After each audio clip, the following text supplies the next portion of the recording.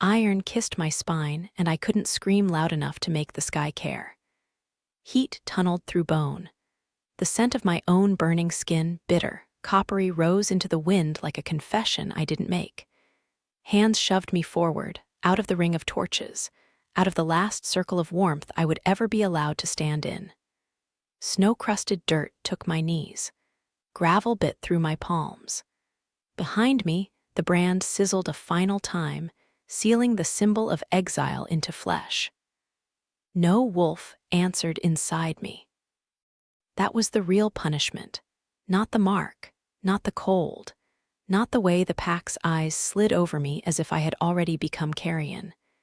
They had ripped the bond, the old thread between spirit and skin, and left me hollow. A human shape that still remembered how to run. "Walk until your feet forget your name," the elder said, and the crowd murmured approval like a prayer. I turned my head because I couldn't stop myself, because my heart was a thing that still reached. I searched faces I had loved. I found only shudders, only fear of being seen sympathizing with a condemned girl, only relief that it was me and not them. The gate groaned open. The wasteland waited. The first step outside was like stepping off a cliff. Wind struck my wet lashes, froze them, and kept going, indifferent and sharp. I forced my legs to move before they could decide to fold. Blood from my palms dotted the snow as I rose. The brand pulsed, not with healing, but with warning, hot, angry, alive. It was meant to make sure I never forgot what I was. Exiled, unclaimed, prey. I made it past the last of the stones that marked pack territory before my knees began to tremble. I kept walking anyway. I counted breaths. I counted heartbeats. I counted the ways the world could kill me quickly if it wanted. Exposure, hunger, bandits, the roaming beasts that hunted anything that smelled weak. And then I smelled it. Smoke, real smoke, not torch smoke. Hot fat dripping on flame. Leather. Steel. Horses, and beneath it the unmistakable bite of alphas. My stomach clenched, instinct trying to rise without a wolf to carry it. The back of my tongue tingled with fear. The brand throbbed like a warning bell. The Wild Hunt. Every mother in my pack had used that name to quiet children. The Wild Hunt took what it wanted, they said. The Wild Hunt did not bargain.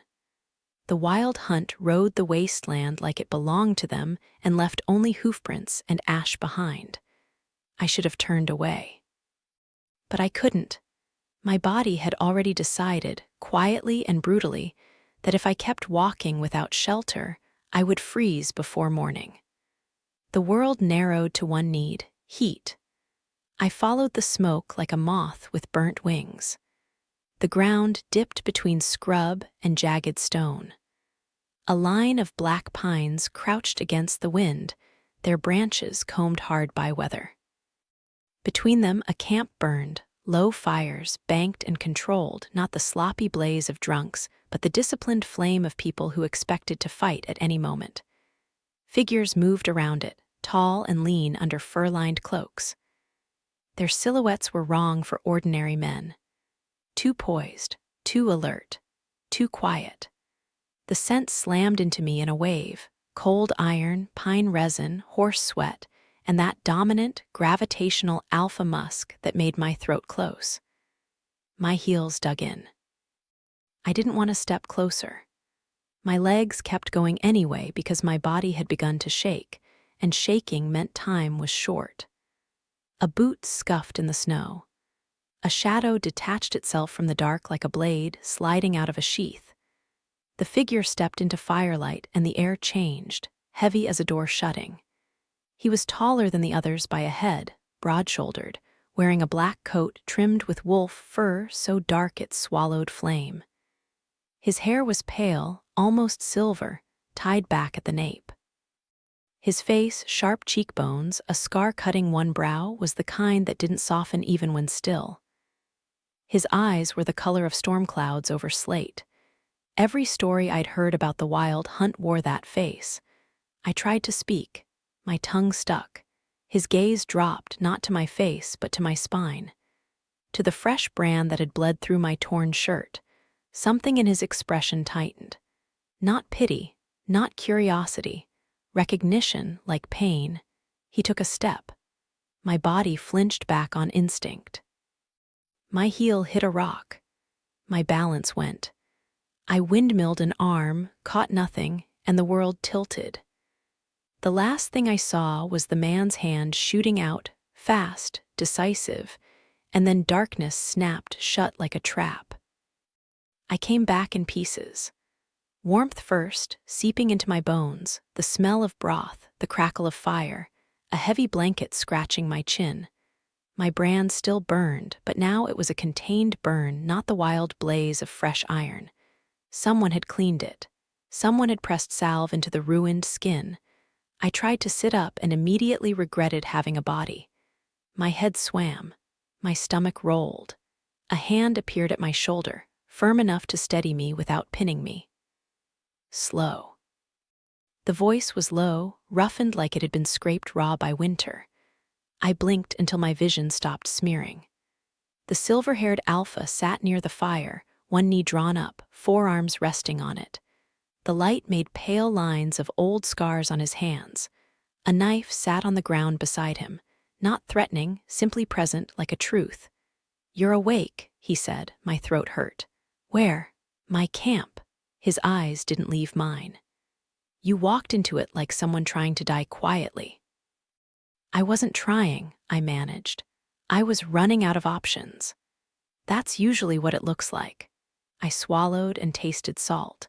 My hands tightened on the blanket. The instinct to bolt flickered through me, ridiculous and bright. My body knew in the old animal part that this was an alpha who could catch me in 3 strides. No wolf inside me meant no speed, no teeth, no second heartbeat to help me fight. I forced myself to speak anyway because silence was surrender. The wild hunt. His mouth barely moved. "That's what they call us." "Are you going to kill me?" A pause, just long enough for my pulse to trip. Then, "Not unless you make me." That wasn't comforting, but it was honest. I shifted carefully, wincing as the brand pulled. "Why am I alive?" His gaze flicked again to my spine. The muscle in his jaw worked once. "Because you're branded." "Lots of people are branded," I said before I could stop myself, and the bitterness in my own voice shocked me. "Exiles, thieves, liars, unlucky girls." His eyes sharpened. "Not like that." I froze. "What do you mean?" He leaned forward, and the air thickened with him with the sheer weight of alpha presence. It wasn't supernatural in the way stories claimed, it was simpler and worse. A body built for dominance. A mind trained to command. A scent that told every instinct in the room to either kneel or bare teeth. My skin prickled. His voice dropped. "Show me." Cold dread slid down my spine and met the burn of the brand. "No." His eyes narrowed, not in anger calculation. "You stumbled into my territory bleeding and marked. If you're a spy, I need to know. If you're prey, I need to know who's hunting you. And if you're something else," he stopped as if the word tasted strange. "I need to know that too." "I'm nothing," I said, because it was the truth I'd been handed. "They took my wolf." His gaze didn't soften, but something in him shifted like a door unlatching. "I can smell that," he said quietly. "The hollowness, the broken thread." My fingers dug into the blanket until my knuckles ached. "Then you already know what I am. I know what you were made into." His eyes held mine like a vow. "Not what you are." My breath caught on something sharp behind my ribs. He stood in one smooth motion, a predator without wasted movement. The fur at his collar brushed his jaw. Walked to the edge of the tent. Yes, I was in a tent. I realized it as his shadow crossed the canvas, and he called out, voice carrying without being loud. "Bring the salve and the water." Footsteps crunched away. I watched him like a trapped thing. "You can't," my voice cracked. "You can't pretend to care. You don't even know me." He turned back, and the firelight carved his face into hard planes. "I know your scent." My stomach dropped. He took another step, slow, deliberate, giving me time to panic. I've known it before, he said, a long time ago. My mind scrambled through memory the way fingers scrabble on ice, searching for purchase. Silver hair, storm eyes, a scar on the brow, nothing fit. My childhood had been all pine and smoke and pack rules, obey, submit, survive. I've never met you, I said, and hated how small it sounded. Yes, you have, his voice lowered. You were a child. You were thin as a reed. You had mud on your face and a stick in your hand like it was a spear.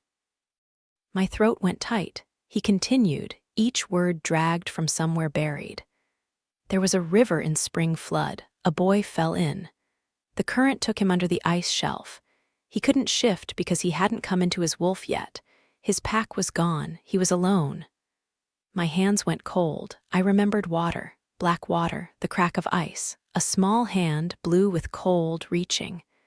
My mouth opened and shut. That boy, he nodded once. Me. The tent seemed to shrink. I remembered the panic of that day like it was happening again. The slick ice under my knees, the roar of water, the way I'd thrown myself flat and reached down through a jagged hole because there was no one else. I remembered fingers closing on mine, weak and desperate, and the pain in my shoulder as I pulled. I remembered his eyes, storm eyes, wide with terror, before I rolled him onto the bank and slapped his back until he coughed up river. I remembered running afterward because I'd been afraid of being punished for leaving pack boundaries. I thought you died, I whispered. I tried, he said, and there was something like a grim smile at the corner of his mouth. But I'm difficult to kill. My heart thudded, stupid and traitorous. Why would you be here? Why would you be Wild Hunt? He held my gaze. Because no pack wanted a boy who almost drowned and came back angry. Because I learned early that mercy is not a gift most people offer. It's a weapon they use to make you grateful. His voice roughened. And because when I finally had the strength to take a place in the world, I decided it would be a place no one could evict me from. The wind outside the tent moaned like an animal. I breathed in, and his scent hit me again, pine and steel and something darker, something that made my skin warm in spite of fear. It wasn't romance. Not yet. It was gravity. So you spared me, I said carefully, because I saved you once. I didn't spare you, he corrected. You collapsed in my camp.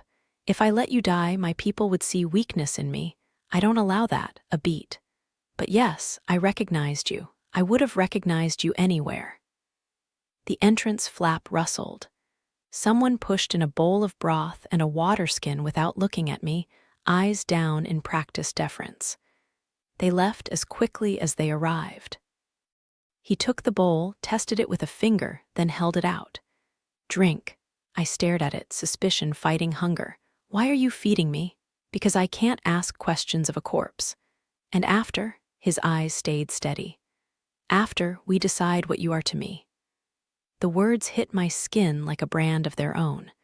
I forced myself to take the bowl, careful not to let my fingers brush his. The broth smelled like salt and garlic and something rich that made my mouth water instantly. I drank too fast, burned my tongue, didn't care. He watched me like my existence was a problem he intended to solve. When the bowl was empty, I wiped my mouth with the blanket edge, suddenly aware of how feral I must look. My hair was tangled, my shirt was torn, my skin carried the shame of the pack's judgment. My name is Seraphel, I said, because names mattered in a world where people tried to take them. Seraphel Ovre.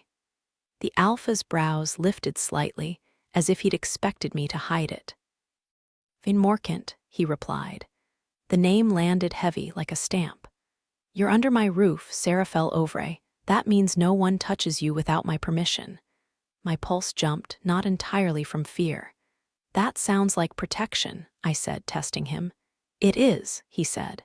And it's also ownership, depending on how foolish the person is who tries. A shiver slid through me, half dread, half relief so sharp it nearly hurt.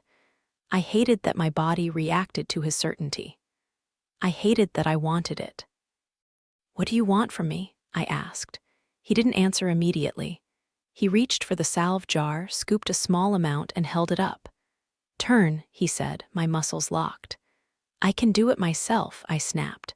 "You can barely sit up. Turn." Anger flared because it was easier than fear. "Don't order me like," his voice cut in, quiet but absolute. "I'm ordering you because if that brand festers you'll die, and I don't let people die in my camp unless I choose it." A pause. "Turn," Sarah fell. The way he said my name did something unforgivable to my chest. I shifted slowly, wincing, and turned my back. Cold air kissed the exposed skin where my shirt had been cut away.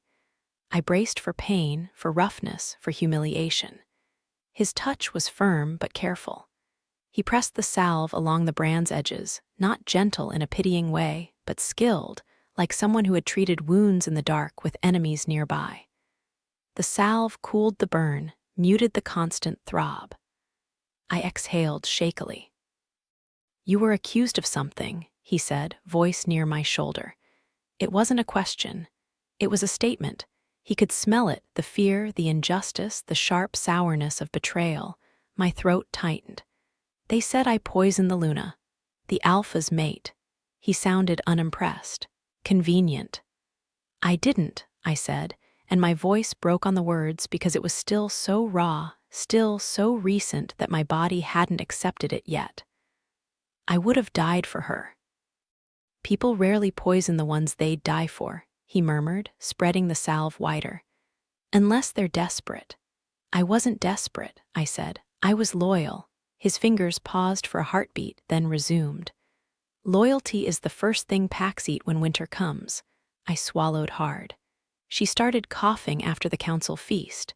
I served wine, yes, but so did others. They said I was seen near her chamber. My hands clenched in the blanket. I was. I brought her a shawl because she was cold. She smiled at me, she thanked me. Drevain's touch went still again, just for a breath. Then he continued, more slowly. "And the next day they needed someone to blame." "Yes," I whispered, "and I was easy." He finished the salve and covered the brand with a clean strip of cloth, binding it with practiced hands. The pressure was snug, supportive. "You were chosen," he corrected.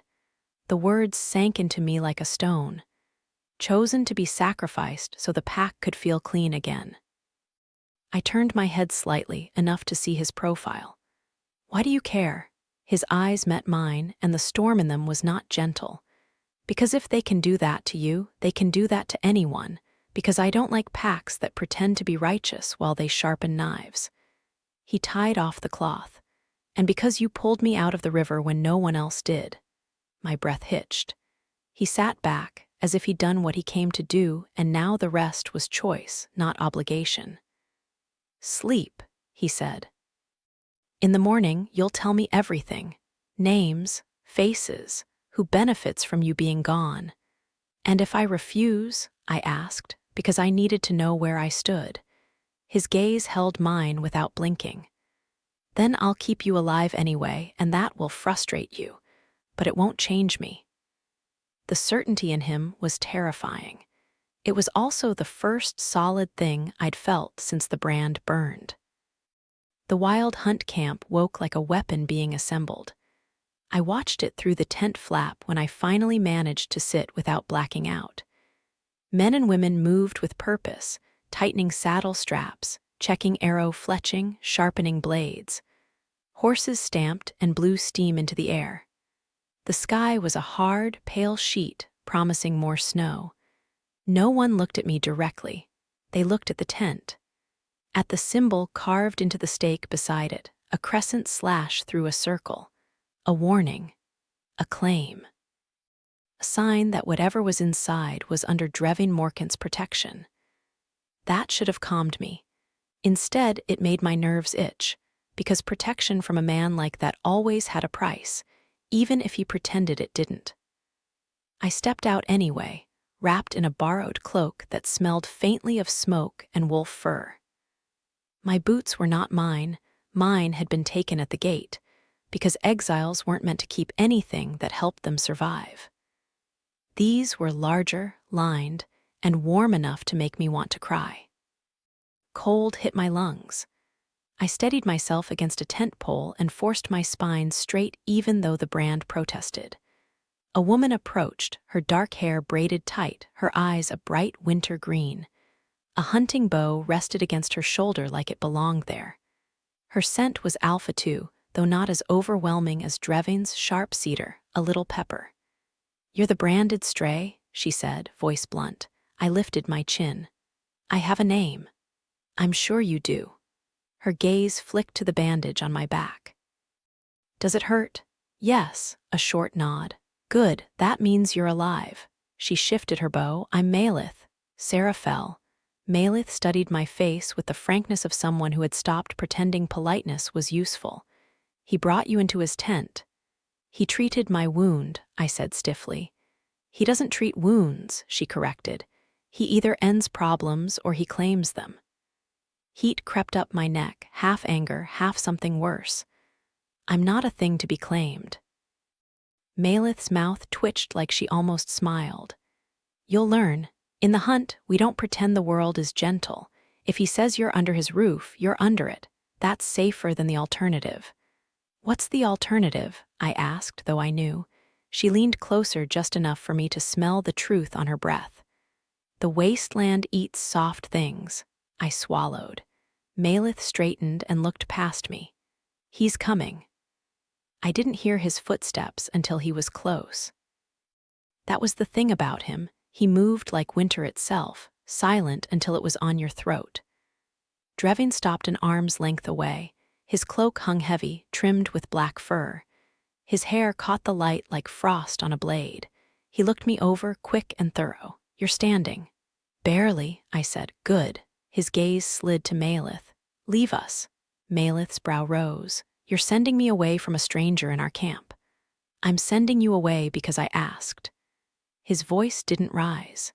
It didn't need to. Malith held his gaze for a beat, then shrugged. "If she stabs you, I'll laugh." "She won't," Drevain said. Malith walked off, boots crunching. I folded my arms under the cloak, trying not to shiver. "You're very confident." "I'm very observant." His eyes dipped to my hands.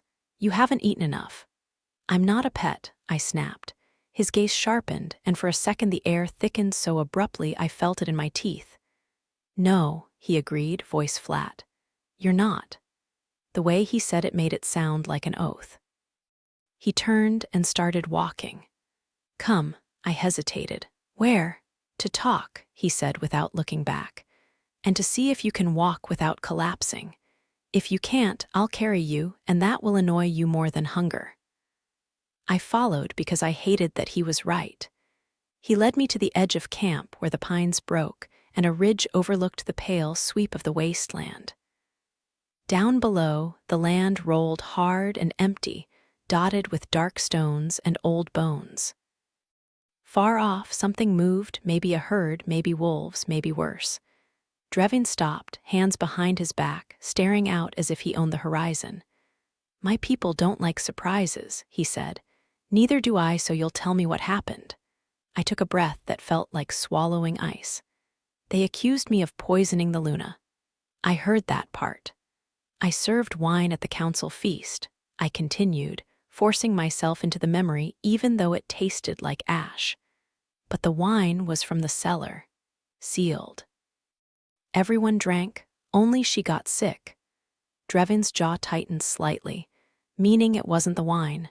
"No," I said. "I think it was the honeyed tea she drank after, a tonic the healer gave her because she complained of chills." His eyes flicked to mine. "Name," my mouth went dry. "Heroic. Your pack's healer," he repeated, filing it away like a blade. "Who benefits from the Luna dying?" I flinched. "She didn't die." "But she could have," he corrected. "Who benefits from her being weak?" My mind flashed to the alpha Varric, proud and aging, already worried about challengers. To his brothers, hungry for power. To the council families who wanted influence. Then I remembered the way Heroic had watched me at the feast, eyes calm, hands steady, as if he already knew what the next day would bring. "He benefits," I said slowly. the realization a cold hook under my ribs. If she's sick, he becomes indispensable. If she dies, he can choose the next Luna's treatments. He can, I swallowed. He can poison whoever he wants and call it illness. Drevain's expression didn't change, but the air around him seemed to drop a degree. Good, you're thinking. My throat tightened. Thinking doesn't matter if no one believes me. It matters, he said, because truth is a weapon, it just needs the right hand. I stared at him. And your hand is the right one, his gaze held mine. My hand doesn't shake. A gust of wind shoved at us. I pulled the cloak tighter, my brand twinged. For a moment, the ache in my back felt like a chain connecting me to everything I'd lost. I don't have a wolf, I whispered, the words slipping out before I could stop them. I can't shift, I can't run, I can't fight if my pack finds me. They won't, he interrupted. I laughed, small and broken. You think they won't look for the girl they exiled. They'll want to make sure I'm dead. They'll want my body as proof. Drevain's eyes went dark. Then they'll come into the wasteland to take it. Fear spiked. And if they do, he stepped closer, close enough that his scent hit me fully, wrapping around me like a heavy cloak. Pine, steel, something deep and steady that made my knees want to soften with relief even while my mind screamed at me not to trust it. If they do, he said, voice low, they'll learn what happens when someone hunts what I've taken under my protection. My pulse stuttered. Taken. A beat of silence. The wind hummed. In the camp behind us, a horse snorted. Drevain's gaze dropped to my throat, to the pulse there, then back to my eyes. Do you understand what it means, he said softly, to be under my roof? I forced my voice steady. It means no one touches me without your permission. And if someone tries, he said, I break them. My skin prickled, a strange, shameful warmth stirring low in my belly at the promise of safety spoken like violence. I hated myself for it. I needed it anyway. I looked away first. Why are you doing this? He was quiet long enough that I thought he wouldn't answer. Then, because I remember your hands, he said, and the roughness in his voice surprised me. Small, shaking, bleeding from the ice, but you didn't let go. My throat burned. And because, he added, colder now, your pack cut you open and called it justice. I don't like their kind of justice. Something in me trembled, not weakness, but the beginning of a spine reforming. I faced him again. What do you want from me, Drevain Morcant? His gaze held mine like a tether. I want you alive. I want you angry. I want you honest. And I want you to stop thinking of yourself as prey. A bitter smile tugged at my mouth. I smell like prey. His eyes narrowed. You smell like someone the world tried to bury and failed. The words hit harder than any blow. Before I could answer, a shout rose from camp, sharp, urgent. Drevain's head turned immediately, attention snapping like a wolf's ears. He moved down the slope with quick, controlled strides, and I followed as fast as my weak legs allowed. At the center of camp, Malith stood near the outer ring, one hand on her bow. Two riders approached from the wasteland, heads down against the wind, cloaks heavy. Their horses were lathered, flanks steaming, hard ride, no rest. When they reached the camp boundary, they raised open hands in the old sign of parley. Drevain stepped forward. The hunt around him shifted subtly, like a circle tightening. The nearer rider pushed back his hood. I recognized him instantly, and my stomach dropped so hard it felt like falling off the ridge again. Councilman Soren Halewin, one of the men who had watched me branded without blinking. His eyes flicked over the camp, calculating, then landed on Drevain with careful respect. Lord of the Hunt, he called, voice formal. We seek an audience. Drevain didn't move. You're far from your hearths, Halewin. Soren's mouth tightened at hearing his name known here. Desperation travels. Speak, Drevain said. Soren took a breath. Our territory is under attack. Raiders from the eastern salt flats. They've killed patrols, burned storehouses. He hesitated, as if the words tasted like pride swallowed. We request the Wild Hunt's assistance. We will pay. A murmur rolled through the camp, low and amused, like wolves hearing a sheep ask for protection. My hands shook inside the cloak. Drevain's gaze swept, not to Soren, but past him to me.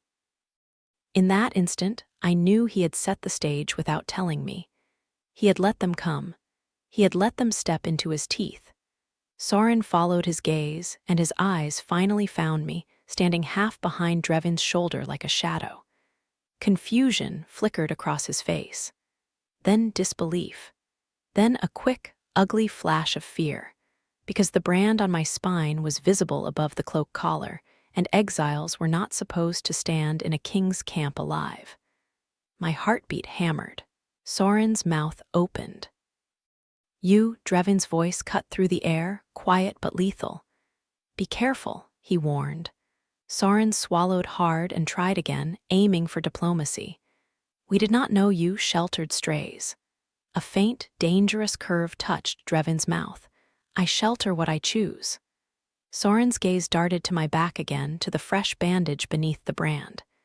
"Serafel Ovre," he said, as if the name itself were an accusation.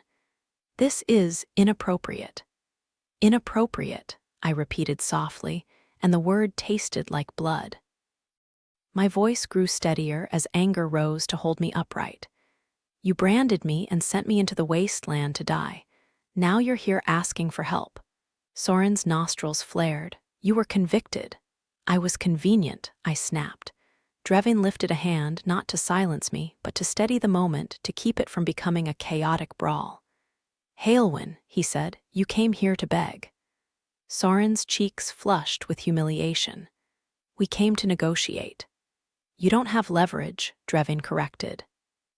He looked at me again, and there was a question in his eyes, an invitation sharpened into a test. "Unless my queen says you do." The camp went still. My breath stopped. Soren's face drained. "Queen?" The word hit me like a door opening into a room I didn't know existed.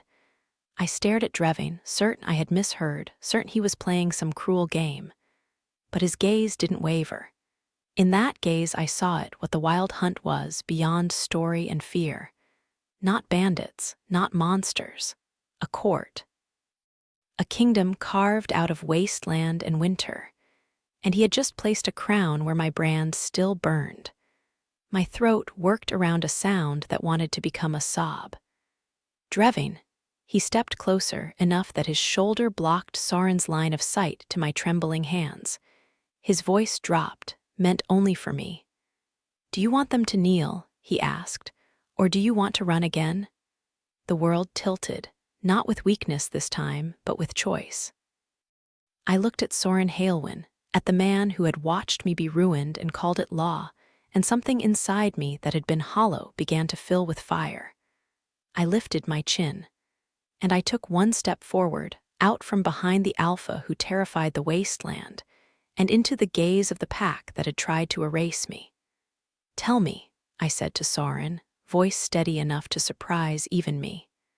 "How does it feel to need the girl you threw away?" Soren's mouth opened. No sound came out. Drevain's hand hovered near my back, not touching, not pushing, simply there, the promise of steel behind my spine. The wasteland wind swept through the camp, carrying smoke and cold and the sharp, inevitable scent of reckoning. And I realized, with a shiver that wasn't fear at all, that my exile had not been the end of me. It had been a beginning. Soren Haelwyn's horse stamped, sensing the sudden shift in the air, the way the Wild Hunt tightened into readiness without any shouted order. A dozen hands drifted nearer to weapons, not drawing them yet, but making the choice visible. The campfires cracked and spit, and the smoke curled around us like a veil meant to hide mercy. I stood in that veil with my branded back burning under fresh bandage, my borrowed cloak heavy on my shoulders, and my heart trying to climb out of my throat. Fear wanted to make me small again, wanted to shove my gaze to the ground so I could survive by disappearing. But Drevain Morcant's presence behind me was a wall, and walls didn't beg the wind to be gentle. Soren's eyes kept jumping, as if he was looking for the girl he'd condemned and couldn't find her inside my posture anymore. "You have no authority," he forced out, voice brittle with humiliation. "You were cast out." The words hit the brand, and the brand answered, a hot pulse, a reminder of the law that had broken me. My fingers curled under the cloak until my nails bit my palm. "I was cast out," I agreed, letting the truth stand because denial was weakness and I was done offering weakness to men like him. And yet here I am, alive, warm, protected. So maybe your law isn't as absolute as you told yourselves it was. His jaw worked the way it had worked on the day they held me down, the way men's jaws worked when they were about to call cruelty necessary. "We didn't come to discuss an exile," he said. "We came to request aid." Drevain moved then, one step forward, and the camp felt it like a muscle tightening. He didn't raise his voice. He didn't need to. "You came because you're bleeding," he said, calm as snowfall, "and you've realized no one is coming to lick your wounds for free." Soren's shoulders stiffened. "Name your price." My stomach turned, because the word price had always meant someone else pays it, and in my pack it had always been the lowest ranked who paid first.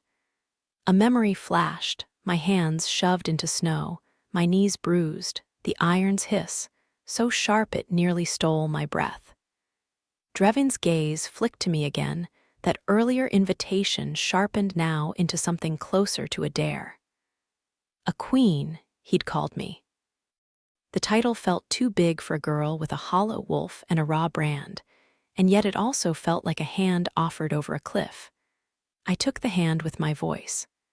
"My price," I said, stepping fully into the open, "is that you tell the truth where everyone can hear it." Soren blinked. "About what?" "About why I was chosen," I said, and I let the word chosen taste like poison on my tongue. "About who accused me, about who benefited, about who signed the order to cut my bond and leave me to die." A ripple ran through the wild hunt. Interest, approval, the kind of hunger that wasn't for blood but for spectacle. Their world didn't pretend to be polite, their rules lived on the surface like scars. That was terrifying, but it was also clean. Soren looked past me to Drevain, pleading without wanting to plead. "This is absurd." Drevain's eyes were storm-dark. "No," he said. "Absurd is thinking you can crawl here asking for rescue while carrying your sins like sealed letters no one will open." One of the other riders' hands tightened on the reins. The second emissary had kept his hood up, face hidden, but his posture screamed anxious deference. A beta, maybe, or a low alpha who knew his place. Soren took a breath, trying to regain control. "If you help us repel the raiders," he said, voice turning smooth with practiced diplomacy, "we will consider a review of her sentence." Consider. The word made something ugly flare behind my ribs. My sentence, as if my life was a parchment they could revise in good lighting, as if the burn on my spine was ink. Drevain's mouth curved slightly, but there was no warmth in it.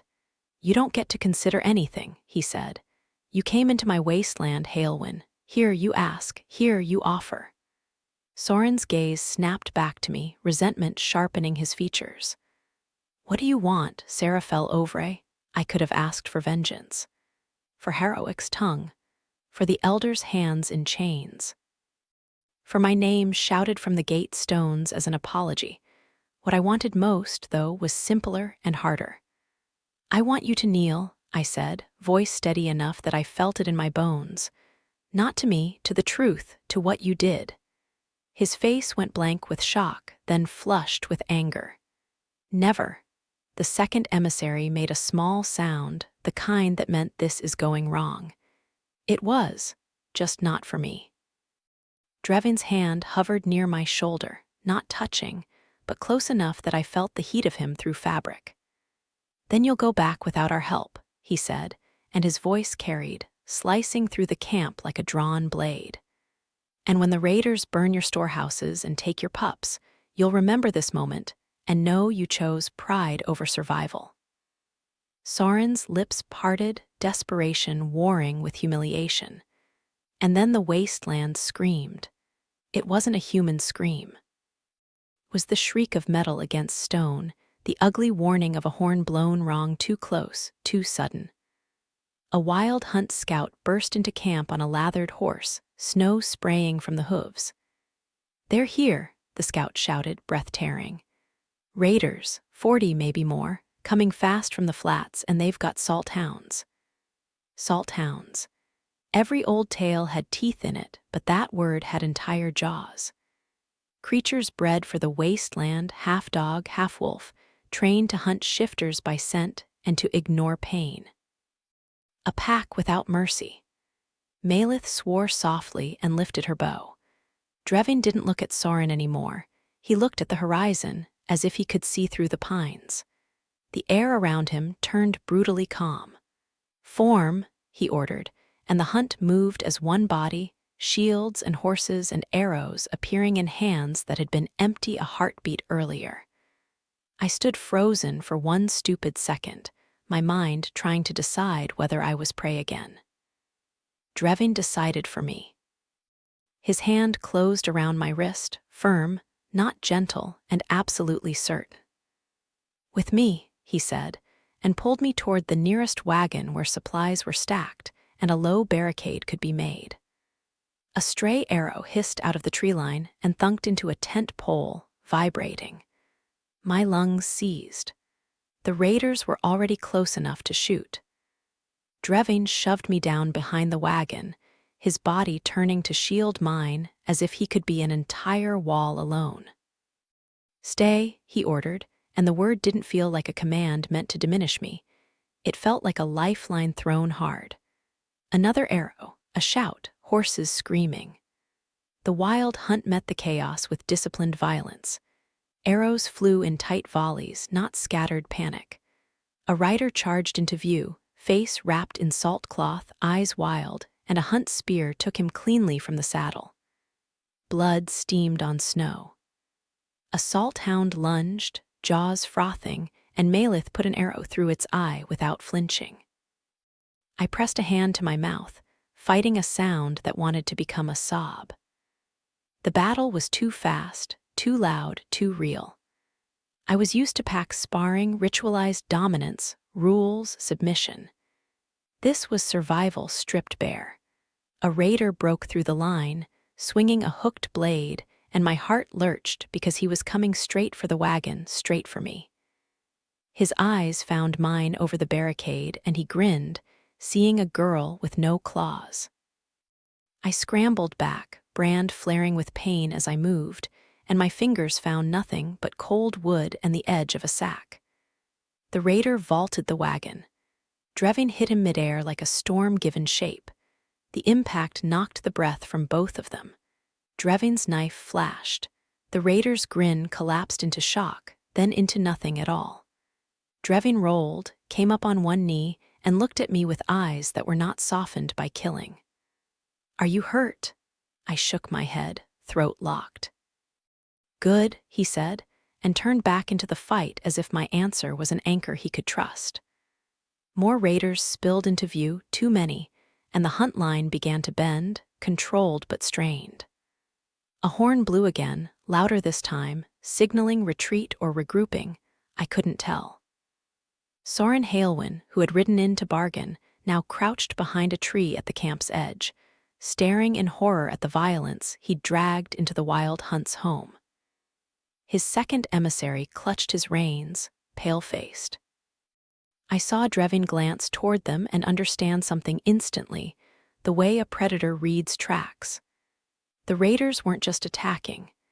They were attacking now at the exact moment emissaries arrived, as if someone had timed the strike to force the hunt's hand. A trap, a message. My stomach dropped. "They followed them," I whispered, though no one was listening. But Drevain was. He was suddenly beside me again, one hand on the wagon, his head angled as if catching a scent in the wind. "Not followed," he murmured, voice low enough for me alone. Guided. The word guided slid under my skin like ice water. Who? Drevain's gaze tracked to the second emissary, the hooded one, who was trembling too hard to hide it. Drevain's nostrils flared once.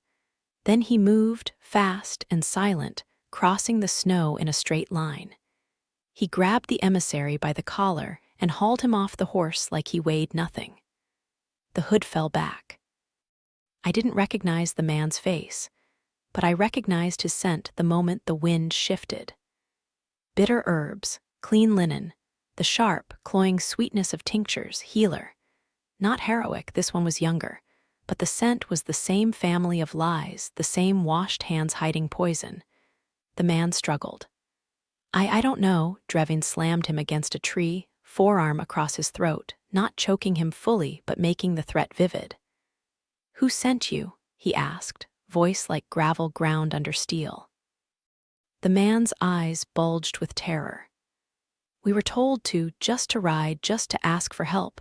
Drevain's scent hit the air, a wave of alpha dominance so heavy it made my stomach clench. The man went slack, shuddering, his instincts folding. Who? Drevain repeated, softer, more terrifying. The man's mouth trembled.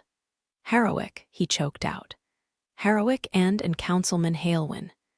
They said the hunt would either die fighting or be forced to take the contract. They said it would bind you. Soren Halewyn's face went ash-white. Something in me went so still it felt like clarity. Harrowick hadn't just wanted me gone. He wanted the wild hunt cornered. He wanted Drevain bound by obligation or blood. Drevain released the emissary with a shove. The man collapsed in the snow, sobbing. Drevain turned toward Soren.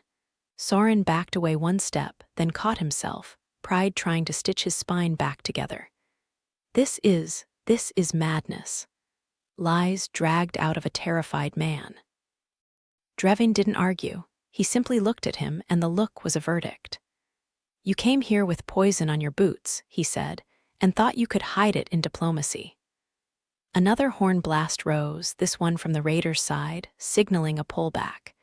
They'd tested the hunt, drawn blood, proven their reach, and now they were melting back into the tree line with their salt hounds snapping at heels. The wild hunt didn't chase blindly. They regrouped, tightened, controlled the wounded. They did not fall apart. Drevain walked back to me, and I realized only then that his knuckles were smeared with blood that wasn't his. He took my chin briefly, an intimate, possessive check, tilting my face to the light to look for injury. His thumb brushed my cheekbone once, almost absent-minded, and the touch sent heat skittering through my nerves like a spark. I'm fine, I whispered, though my hands were shaking. His eyes held mine. You won't always be, he said, and the bluntness of it was a strange comfort. That's why you don't stand alone anymore. A lump rose in my throat so fast I almost hated it. What happens now? Drevain looked past me to Soren Halewyn and the slumped emissary, to the smoke, the trampled snow, the bodies being dragged away. Now, he said, your pack learns what it means to ask the hunt for help while trying to cut our throat. My heart pounded. You'll go to them? Yes. The thought of returning made my brain throb as if it could remember the gate stones. I swallowed hard. They'll never listen. Drevain's mouth tightened. Then they'll kneel. The road back to my past we rode before the snow could thicken. Drevain put me on his horse without asking, lifting me as if I weighed nothing, settling me in front of him so his body became my armor against the wind. It should have felt humiliating. Instead, it felt like heat pressed against my spine, steady and undeniable, and my stupid heart responded by beating faster, as if safety itself was a seduction. The wild hunt moved like a dark river over white ground, cloaks streaming, hooves muffled by snow. No songs, no boasting. Only the quiet readiness of people who lived with violence as a neighbor and refused to let it move in uninvited. Behind us, Soren Halewyn rode under guard, hands bound in front of him with cord, his face tight with anger and fear. They didn't gag him. The hunt didn't fear words. As the day faded into a bruised purple dusk, the familiar landmarks of my old territory rose from the snow like ghosts. The bent pines struck by lightning, the ridge shaped like a wolf's back, the shallow stream where we used to race in summer. My stomach twisted. My mouth tasted like iron. I could almost see my old life walking beside us, smiling, unbranded, still believing in the pack's promise of belonging. Drevain's arm tightened around my waist slightly, anchoring me as if he'd felt the way I was unraveling. He didn't speak. He didn't have to. The warmth of him was a quiet statement. You are here, you are not alone, you will not be swallowed. When the first patrol spotted us, they reacted exactly as they'd been trained to react to danger. A whistle, a shout, the snap of bows lifted. Then they saw Drevain's banner, crescent slash through circle, and panic cracked through their formation like ice. The wild hunt did not slow. We reached the outer stones at nightfall, the same stones I'd staggered past with my back burning and my soul hollow. Torches flared, men shouted. Someone ran for the council house. The gates opened not because they wanted to welcome us, but because fear made them obedient.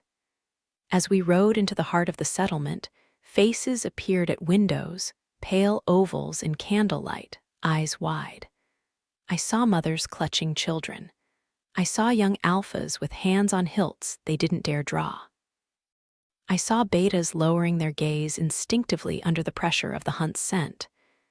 And I saw the council house doors fling open. Elder Cadron stepped out first, wrapped in ceremonial fur, his beard silver, his eyes sharp. Behind him came Alpha Varric, older than Drevain, thicker around the middle, but still carrying himself like a man used to being obeyed. His mate, the Luna, stood at his side in a heavy cloak, her face pale in torchlight. For one heartbeat my chest seized because I'd loved her once. I'd brought her a shawl. I'd believed her kindness. Her gaze found me and flickered, not joy, not relief. Calculation, like someone seeing a problem they'd hoped the wasteland would solve. My hands went numb. Drevain dismounted first, then lifted me down with infuriating care, setting me on my feet as if presenting me, not hiding me. The wild hunt formed a loose half-circle behind us, calm, lethal, patient. Alpha Varric's nostrils flared as he scented the hunt. His eyes hardened when they landed on me. "Sarah fell," he said, voice like a gavel. "You should be dead." "I tried," I replied, and my voice didn't break. "But the wasteland refused to do your work for you." A murmur ran through the crowd. Elder Cadron lifted a hand. "Lord Morcant," he called, formal, forced politeness stretched over fear. "We did not request your presence." Drevain's gaze swept the square, the torches, the faces, the guards. "No," he said, "you requested my help. You just forgot to mention you were also funding the people trying to kill me." Shock rippled. Alpha Varric's eyes cut to Soren Halewin, who was shoved forward by hunt guards, bound and furious. "This is treason," Varric growled, but the growl sounded less like authority now and more like panic. Drevain tilted his head slightly. "Is it?" he asked, mild. "Then explain why Halewin's emissary confessed to being sent by your healer and your councilman to lure raiders to my camp." The crowd erupted in confused shouting. The council members whispered frantically. The guards shifted, uncertain whom they were meant to protect. Harowick appeared at the edge of the square like a shadow stepping into light, his healer's cloak immaculate, his hands wrapped in clean cloth. His face was calm. Too calm. My brand pulsed hot, as if my body recognized the shape of the lie even before my mind did. "This is absurd," Harowick said, smooth as oil. "The wild hunt drags criminals into our square and expects us to accept their word." His gaze slid to me, and something like satisfaction flickered in it, quick and ugly. The exile returns wearing a crown she does not deserve. My throat tightened. You poisoned her, I said, and my voice shook now, not with fear but with fury held too long. You made me the scapegoat. Harowick smiled faintly. If I had such power, child, you wouldn't be standing. Drevain's hand came to my back, careful of the bandage, a steady pressure that felt like a promise. We're not doing this as a debate, he said. Elder Cadron's eyes narrowed. Then what are you doing? Drevain's gaze cut through him. I'm answering your request for help, he said, but you'll pay in truth. Here are my terms. The square went quiet in spite of itself. Drevain lifted his voice just enough to carry. First, your pack will cease hunting exiles across the boundary stones. The wasteland is mine. What crosses into it belongs to my law. A few guards bristled. Alpha Varric's lip curled, but he didn't interrupt. Second, Drevain continued, the raiders threatening you will be met and broken by my hunt with your cooperation. If any of your people obstruct us, I will treat them as hostile. The crowd shifted, fear and relief twisting together. Third, he said, and his voice lowered slightly, making everyone lean in without realizing. Serafel Ovre's sentence will be reviewed here, publicly, under hunt witness. And if it was a fabrication, the ones who fabricated it will kneel and confess. My pulse hammered. The Luna's hand tightened on Alpha Varric's arm. Alpha Varric barked a humorless laugh. You presume too much. Drevain looked at him like he was a problem already solved. No, he said. I've observed enough. Your pack is frightened, hungry, and fractured.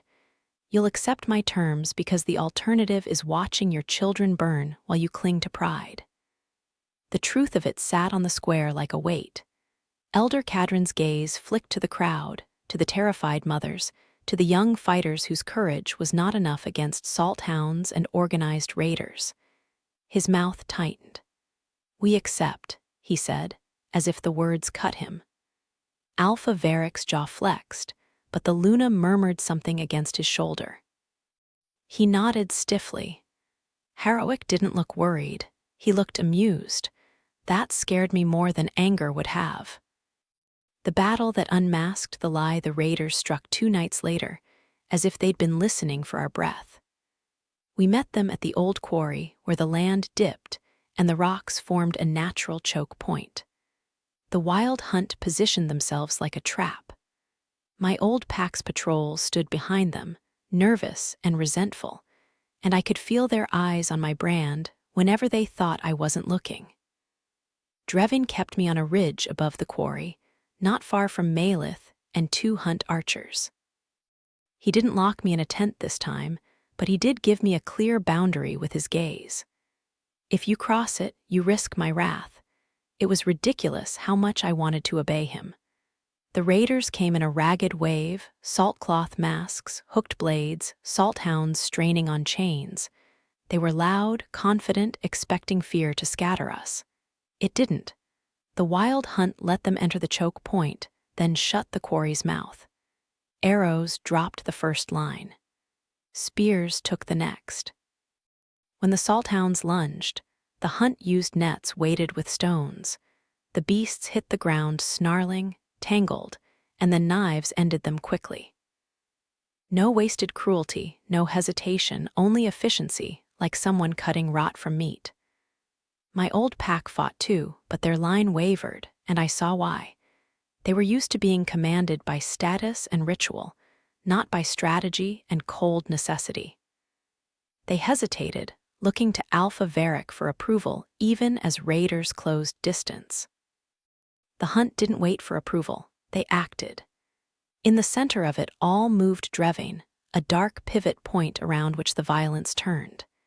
He fought like a man who had survived by refusing to be sentimental, and yet every time my breath hitched, he flicked his gaze to the ridge, checking me, as if my fear was a signal he refused to ignore.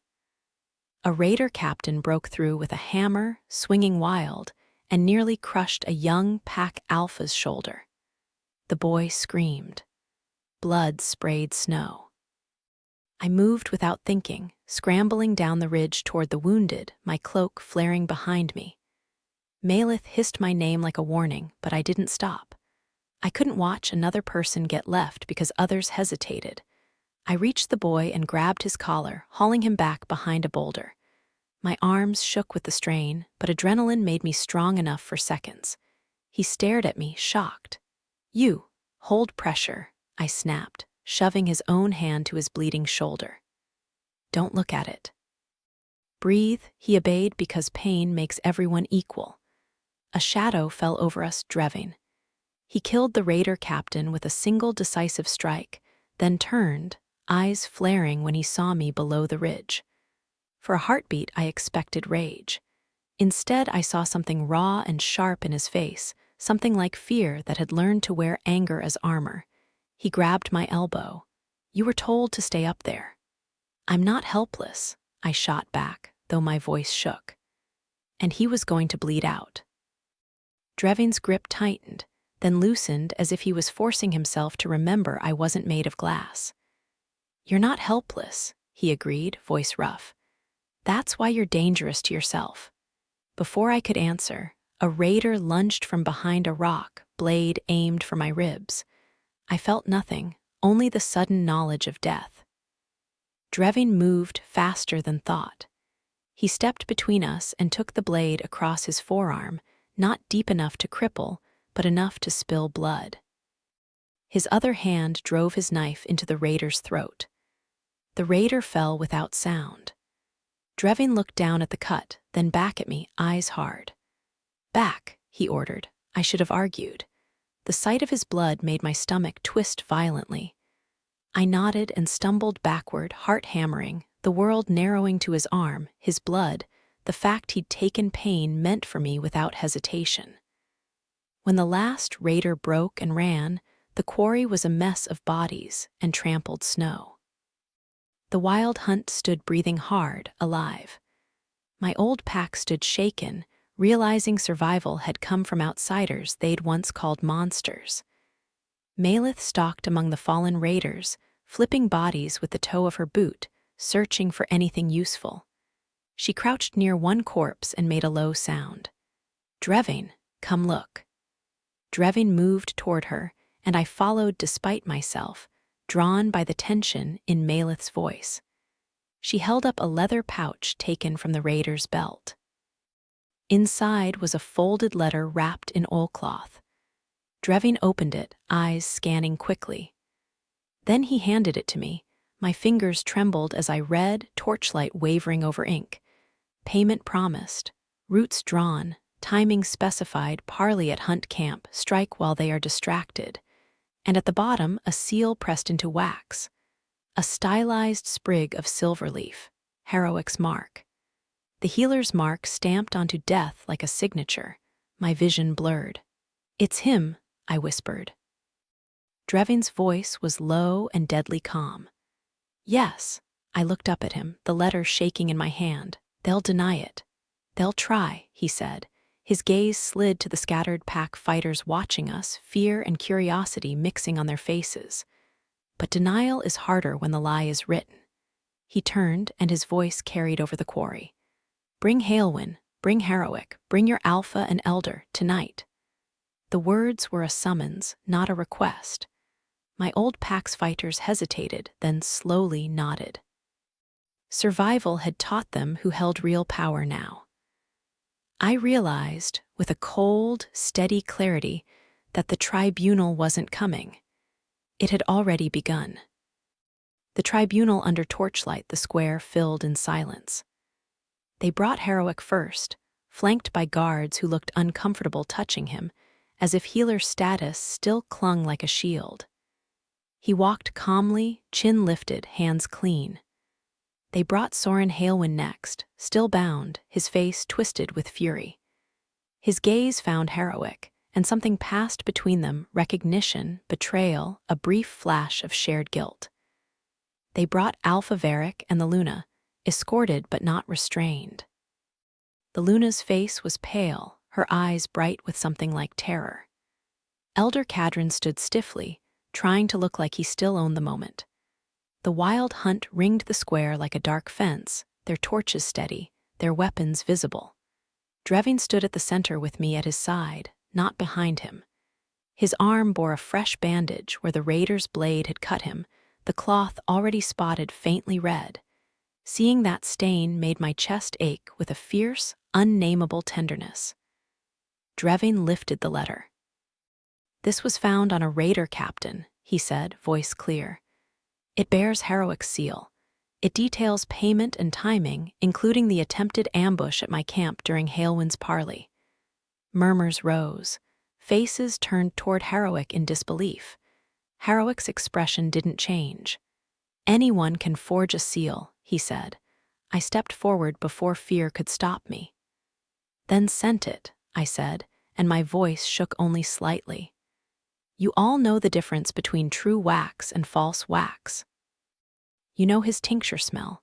You know the herbs he uses. If you're so certain it's a lie, prove it." For a heartbeat, no one moved. Then the Luna inhaled sharply, as if her body had decided before her mind did.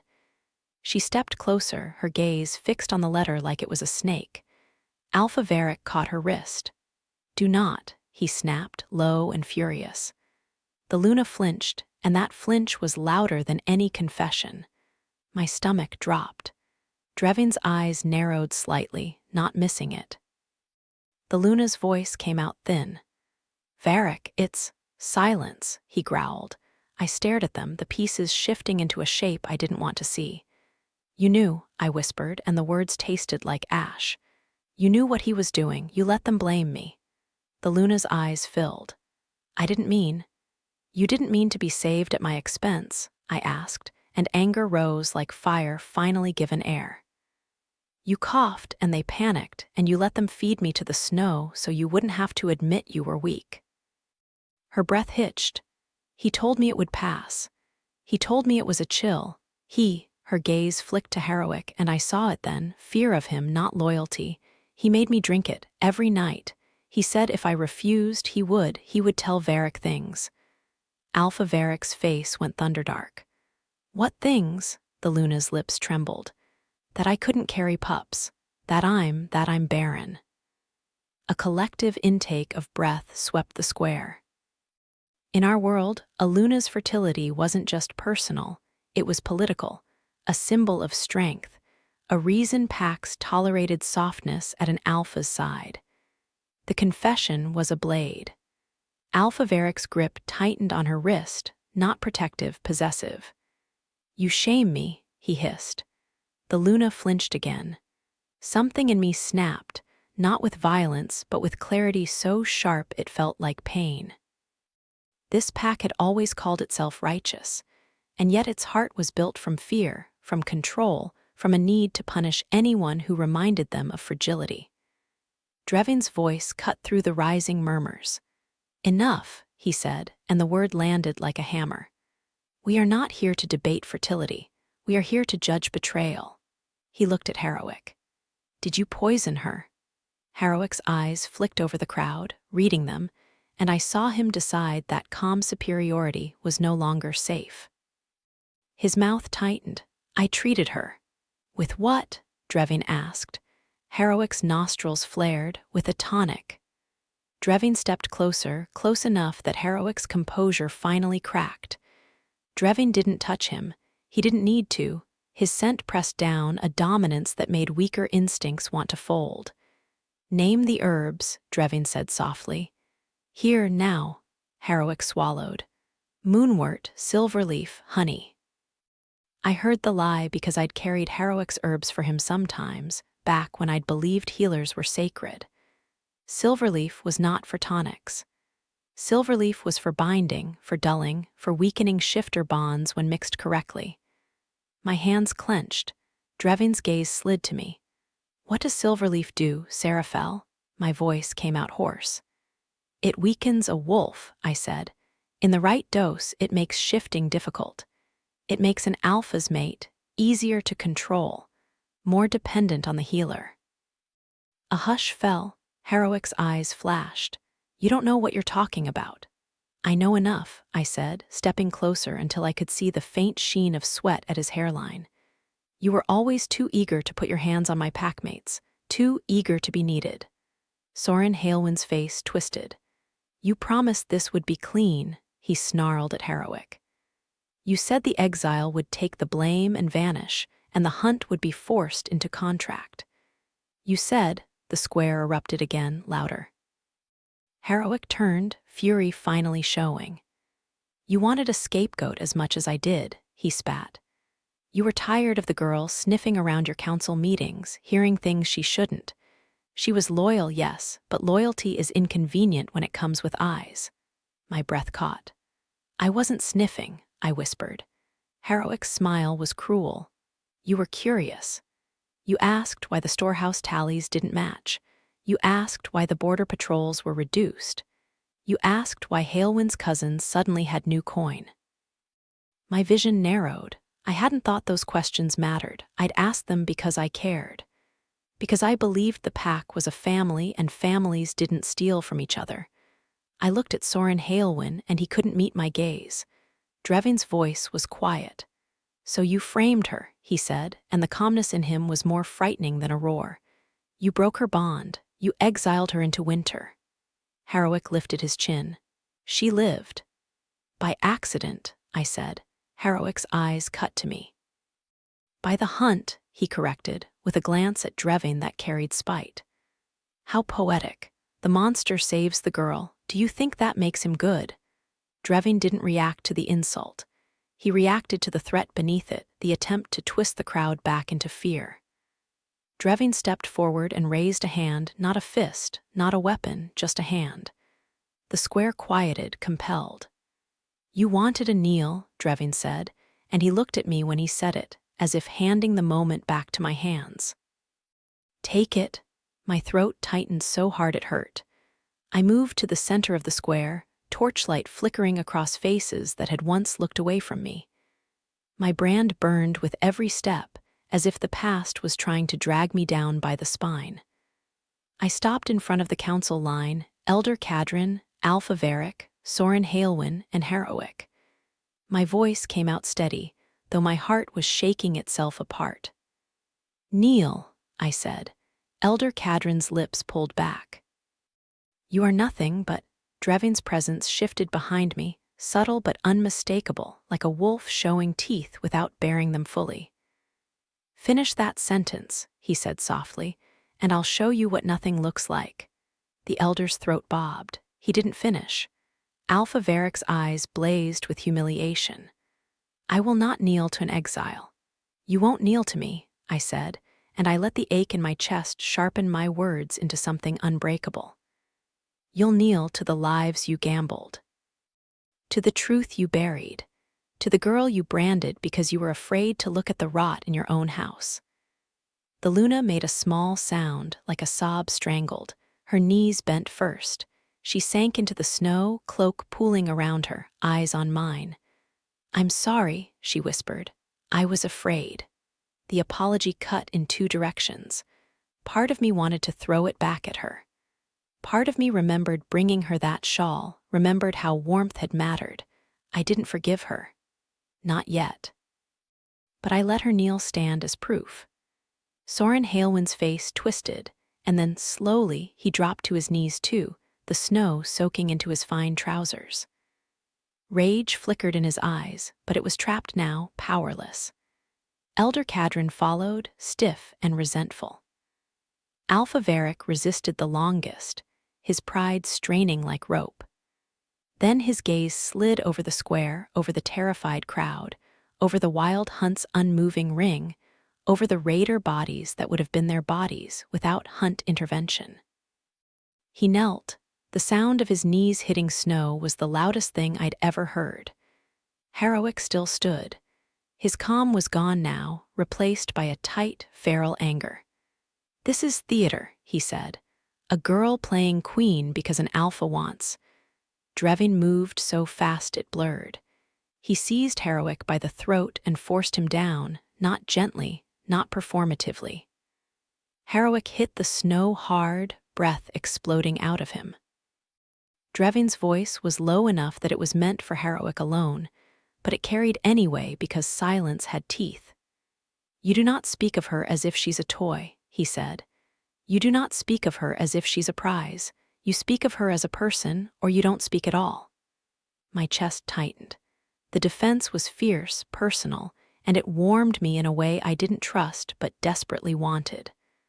I looked down at Harowick, at the man who had smiled while my back burned.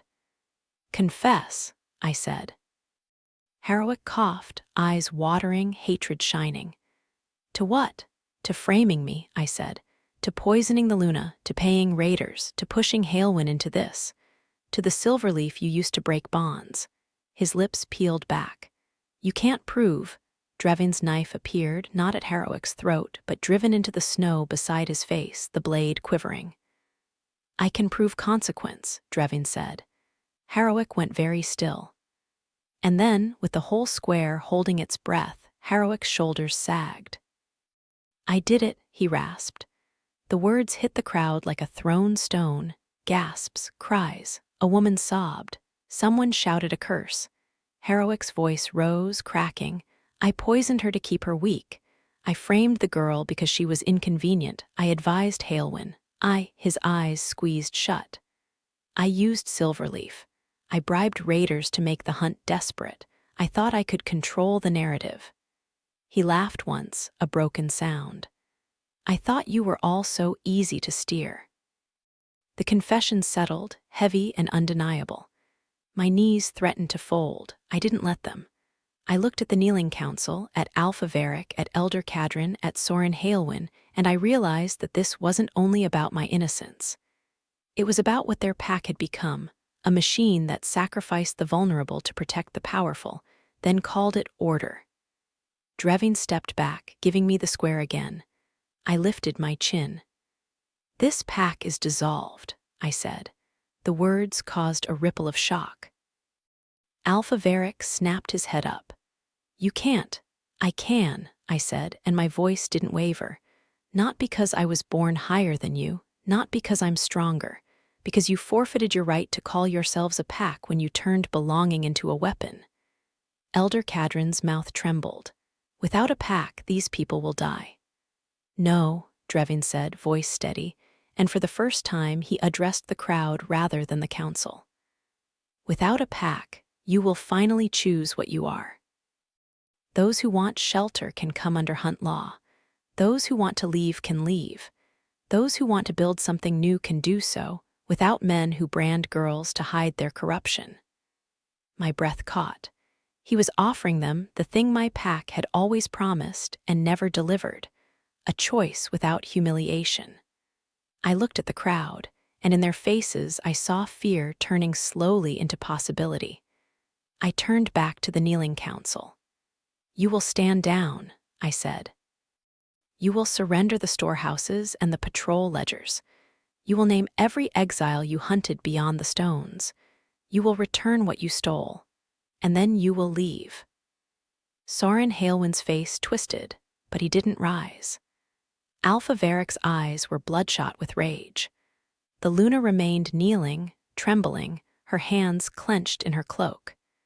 Harowick lay in the snow, breathing hard, his confession hanging around him like stink. I stared at him a moment longer, then spoke the sentence that felt like closing a door. "You wanted me dead," I said quietly. "You don't get to be the author of my ending."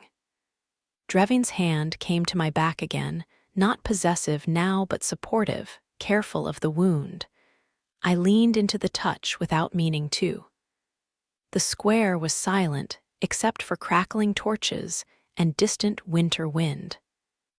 And in that silence, I felt it, a shift, not mystical but real. The moment the world finally stopped telling me who I was, I told it instead.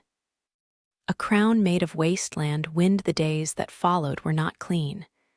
They were messy, human, full of grief and anger and relief that made people lash out because they didn't know how to hold it.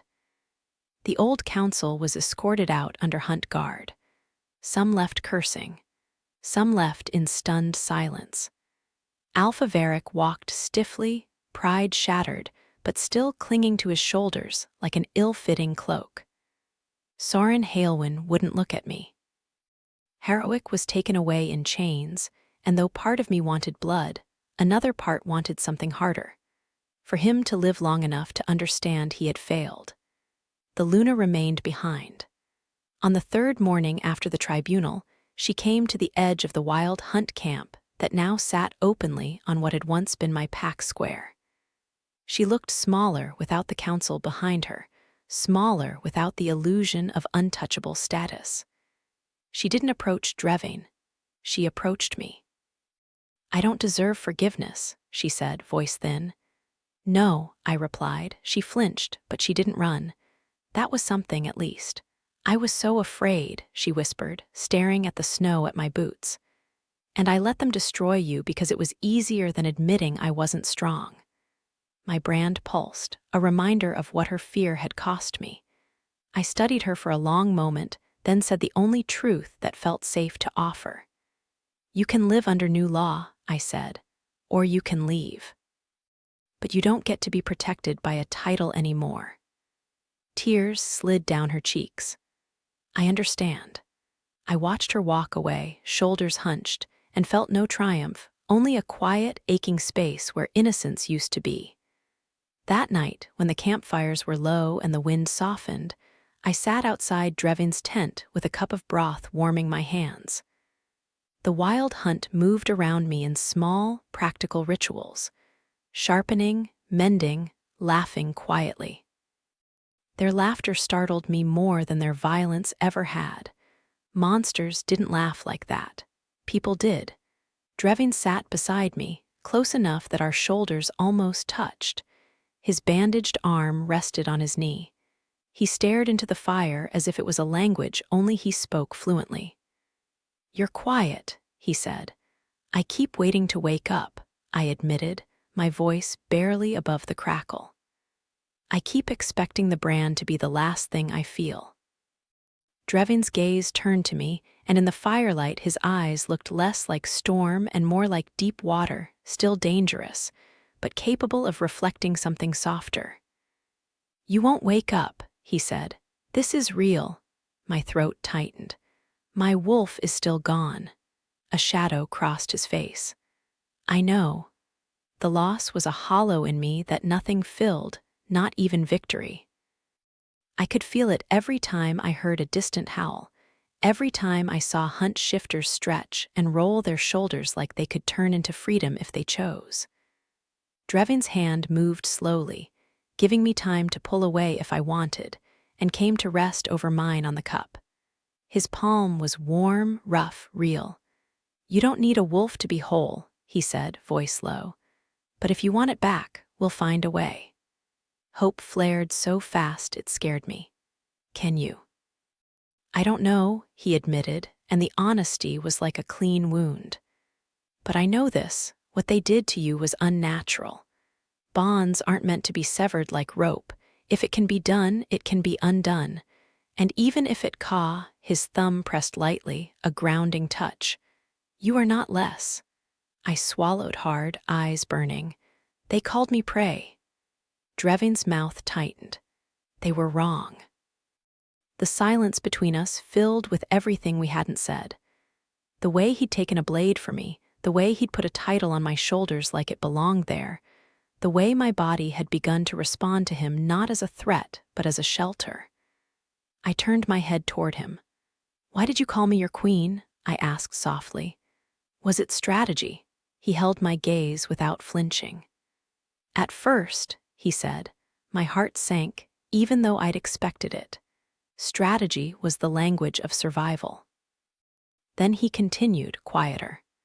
"And then it became truth, not because of blood or rank, because you stood in my camp branded and shaking and still found the strength to ask for justice instead of mercy. Because you didn't beg, you demanded. And because when fear had you by the throat, you still chose to step forward." My breath caught. "That doesn't make me a queen."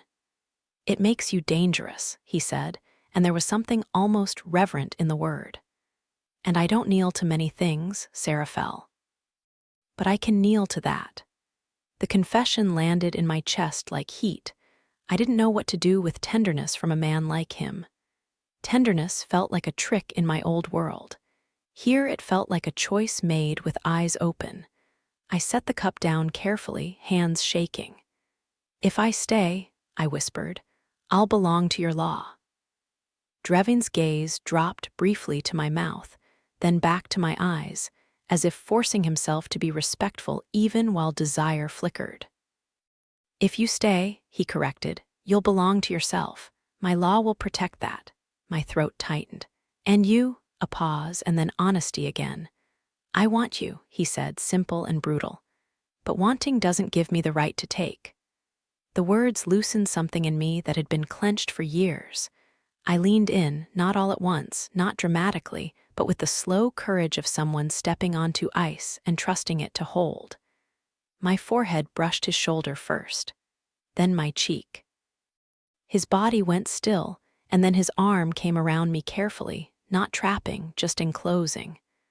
Warmth surrounded me. For the first time since the iron, I felt safe enough to close my eyes. "Stay," he murmured into my hair, not as an order but as a plea disguised as certainty. I swallowed the ache in my throat.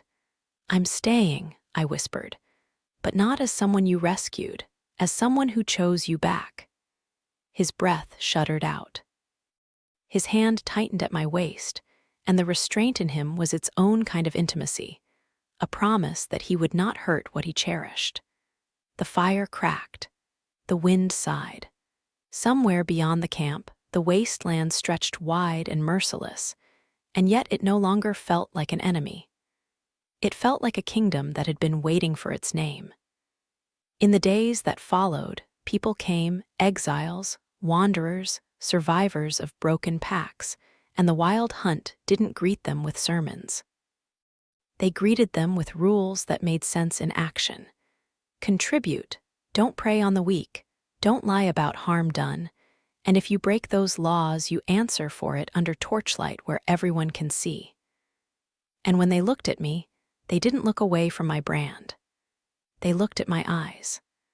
By the time the first hint of thaw softened the edges of the snow, I could stand on the ridge outside camp and breathe without tasting ash. Drevain would come up behind me, silent as ever, and stand close enough that our shoulders nearly touched. No grand declarations, no sudden, unbelievable peace, just a steady life being built from winter and truth. And when the wasteland wind tugged at my cloak like it wanted to test whether I still belonged to fear, I would lift my chin and let it pass through me, unable to find anything loose to grab, because I was not prey. I was not exile. I was Seraphel over a branded, surviving, and finally unowned by anyone's lie. And beside me stood Drevain Morcant, the monster from stories, watching the horizon with a king's patience and a lover's vigilance, as if the world could try again and again to take me, and he would always be there, not to cage me, but to stand with me while I decided what to do next. Thank you for listening all the way to the end. I truly appreciate you spending your time with this story. If you felt Seraphel's pain, her fury, and that hard-earned comfort beside Drevain, I'd love to hear your take. Do you think her old pack deserved dissolution, or should she have punished them even more harshly? Tell me in the comments, what would you have done in her place?